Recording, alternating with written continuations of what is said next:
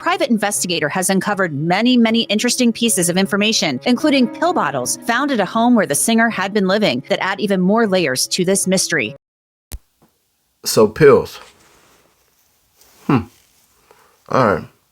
So they're saying pills, but they clean it up. So let's get into it. The medical examiner more than a week to identify the body in the trunk as 14-year-old Celeste Rivas Hernandez. The LA Times reported the remains of a head and torso were inside a bag in the trunk. A statement from the medical examiner's office said in part, the decedent was found severely decomposed inside a vehicle. She appears to have been deceased inside the vehicle for an extended period of time before being found. Los Angeles County medical examiner has not yet determined the cause or manner of Ms. Rivas Hernandez's death. As such, it remains unclear whether there is any criminal culpability beyond the concealment of her body. Or prescriptions for opiates were found at the house, but he told me he doesn't know who they were prescribed to, and he said he has no reason to believe they weren't there for anything other than a legitimate use. I want to be clear about that. Head, torso found in the trunk. Where's the rest of the body? So I'm assuming part of why they say what they say as far as the pill popping and all of these things is because one would assume defensive wounds or multiple stab wounds or something like that. Or, you know, there's just a certain way in which you cut a body up. I don't know, but I never heard that before. Have y'all heard that before at all? Am I the only person who didn't hear that? Hey, bro, it was actually a head and torso found. Since learned that there's documented cases after that report was filed of her showing up at a graduation for her cousin. And I think it's safe to assume there was probably other family members at that graduation as well. She also showed up, you know, we've seen the video that's been released of the apartment complex next door to her house, where she showed up in September, was arguing with people in that house. And there was another photo of her at some sort of family event. So it is frustrating that somebody didn't call law enforcement and say, hey, she has shown up here. Because what they do is then law enforcement goes and they investigate that and they see if there's a reason that CPS needs to be involved or why the child is running away and what's going on and to keep them safe. Is there any suspicion that the family potentially knew that she was hanging out with David? Well, so I've had no communication with the family, just to be upfront. Okay. But you know, it was reported right at the beginning that one of the ways that an ID was done, or they thought that Celeste was the person that shrunk, is because another outlet had a conversation with the mother, and she said that she knew of a boyfriend named David. And there's also been images that have come forward on Reddit that show David in Lake Elsinore doing some sort of transaction with a kid. And then we have the teacher, somebody recording the teacher speaking about this, that Celeste was in his class and she had run away, and then she was picked up in the Hollywood Hills and brought back, and then ran away again. I think that there's a strong possibility they knew. And it's important to realize that she's in, I think, 7th grade, maybe 8th. But I mean, this is a very young child. And you can't just let them drop out of school at 7th grade, you know, to go live in the Hollywood Hills. So why are you letting the kid go out? Like that part should always be bothersome. If that part didn't bother you, I don't know what will. But in my mind, I'm thinking like, so y'all letting this kid just do what they do and act like she grown and all this shit? Like, bruh, there has to be a point where, and I know some people gonna get mad at this, but there has to be a point where you say, I'm finna call the police, bruh. It's either my butt going to jail and being fined and all of these things, or ultimately, you know, from you being truant and all these things as a kid, I'm just gonna send you to the people until you learn that, bruh, you need to have your butt home. And that's part of parenting. Like, if you don't stay on your kids' butts early, like if you let your kids, right, from the beginning get away with stuff, if they don't feel the consequences of their actions immediately and swift, your kids are bound to do certain things that, you know, in good God's graces, you would never allow that. Like, don't allow your kids to become people that you hate. You get what I mean?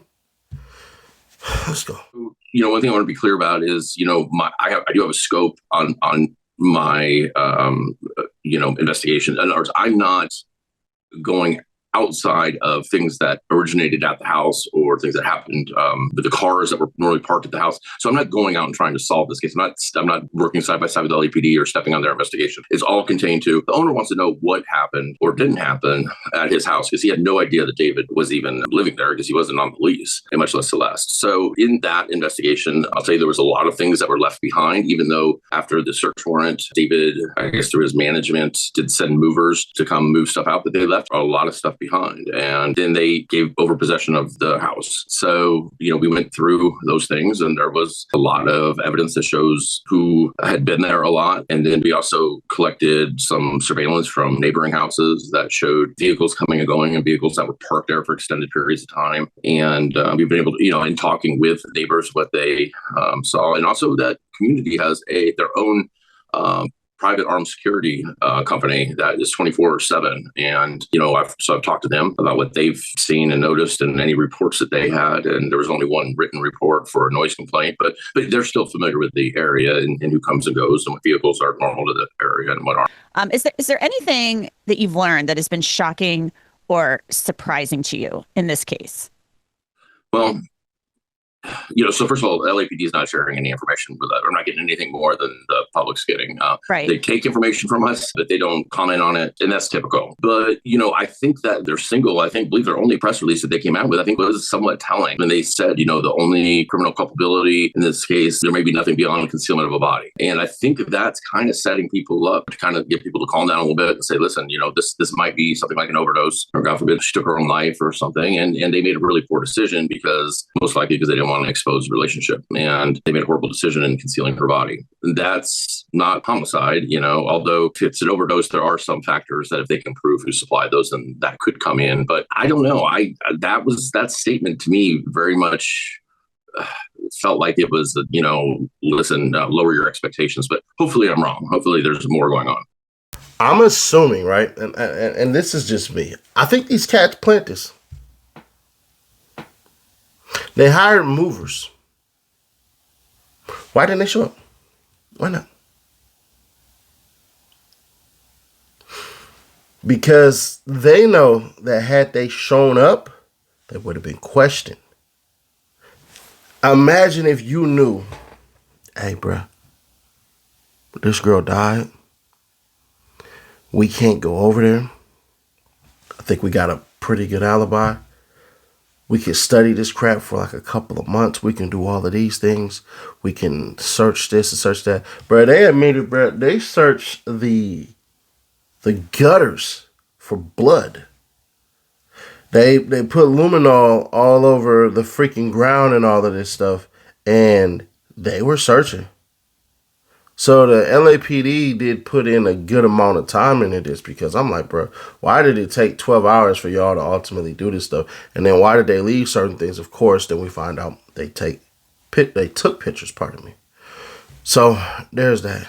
Let's continue on. I think it would be hard for some of those people not to know something was up. There was a shift in behavior as far as like the Tesla wasn't being used anymore. I just think that they were a tight enough group that at least one or two of them probably knew. I would think those people would be cooperating with LAPD right away if they didn't have a hand in anything. Everybody knows first one there probably gets a deal. I don't know if that's the case or not, though. It's been incredibly quiet. Like his friends have not made a statement online. These are people that live online. Right. He hasn't made any statements online. So I don't know if he's provided them counsel as well, possibly. And everybody's just doing a very good job of being quiet, or what's going on. I would think there'd be some cooperation there, but I also think that that's probably ended once Blair Burke gets involved. You got to think that, if they're questioning, they're Mirandizing them. And I got to think that they're probably not letting them speak too much or too openly if they have counsel, if somebody has, a big exposure here. It does seem like, circling the wagons. That's what it feels like. They're circling the wagons. Nobody say anything. Everybody be quiet. He cancels his tour.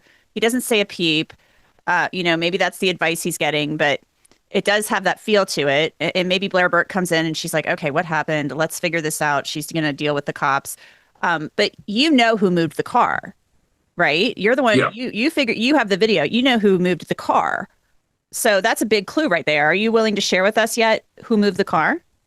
Can't share who it was. And the thing about that is, though I 95% feel she was in that front trunk of the Tesla when it was moved, I can't prove that because there's no video that I have LAPD might have, a video of her being put in the vehicle. I can't even put her at the house. So I don't want to share who that is because I do think that would really step on LAPD's toes. And that's not the intention here. It's not to put the information out first. What it was is to find out what's going on in the house and letting people know that we do know some information. So if you wanted to contact me, and people have contacted me, and I'll tell you, there's an incredible, and this is what I wonder about LAPD. They're very capable, but it's a whole different era as far as everything's happening on Discord and everything, and the capability for them to really go through and scrape everything out of there. I know that they are getting it directly from Discord in a database form, but it's all, everybody uses handles and fake names and stuff, and to figure out who's who, it takes a while to really map this whole thing together, and so maybe that's part of the delay. But there was an incredible amount of information just in the Discord server alone. Here's what I believe. Here's truly what I believe. I believe the private investigator, whether good or whether bad, and I can't even say bad, I believe he actually wants to solve this crime. But I also think he respects the process, but he knows he can be held liable if certain people get death threats and all of these things because he decided to open up his mouth and to say certain things. Like when you basically accuse people of accusations of murder, you know what I'm saying? It's best you not be the person to break that. It's best you're not the person to break that. It's best that you react to it. That's what you should do. React to it.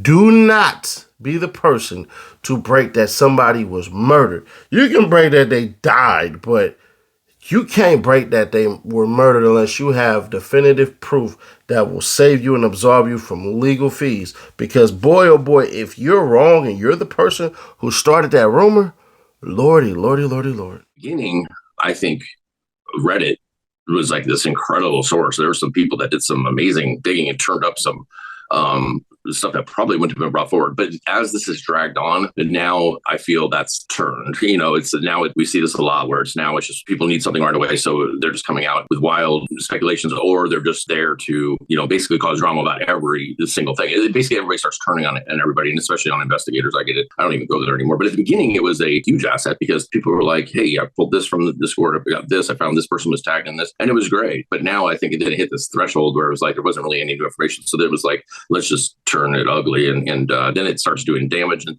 that's where for investigators, that's where it loses its the benefit, and it maintains that kind of that bad name that have some amazing ability to uncover these things. And in fact, Body from that documentary is one of the people that I consult with on cases, and so there are some really helpful people, but then the ugly side comes out.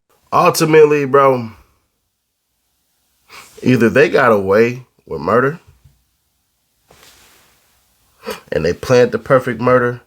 This is a little girl who, unfortunately, it seemed like nobody gave a damn about family-wise, because why is this little girl running from home? Y'all cool with her coming in and out like she grown? 13 years old, bruh, running back and forth home like she grown? What type of home do you have? Like, that's the part that bothers me. And then the funnier part is more than likely they were Catholics, because that runs deep in Hispanic culture. It's Catholicism. And Catholicism is mainly about unity. That's the part that throws me smoothly off. Catholicism, like Catholics, they move in unison. Like, they're one of the more structured on how you should do certain things, how you should do that, bro. Listen to Catholics sing songs. This stuff is in sync. S-Y-N-C-H. I don't know how I'm supposed to sing. But, so, y'all gotta, I don't know, man. The more we look at this case, the more I see this case, the more upset I get, and then the more weird it becomes. The more weird it becomes, bro. So we find out, hey, there's pill bottles in there, but they're prescription pills, so we don't know. Possible they're prescription pills. We don't know. Okay, they're opiates, but who they belong to, we don't know. So were there opiates left? Is that what you're trying to allude to?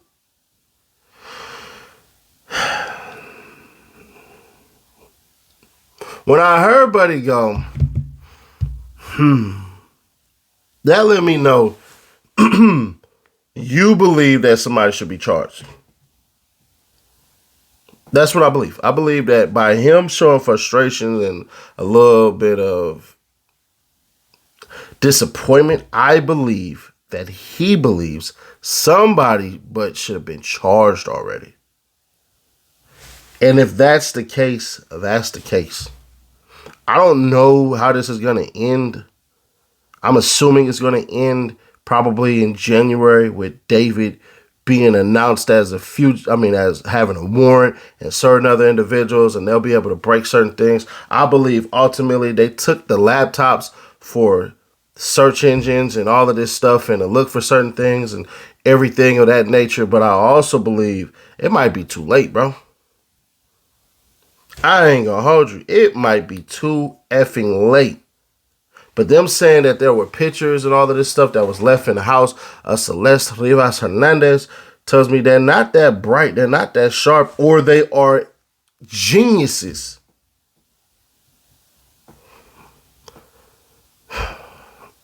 Bro.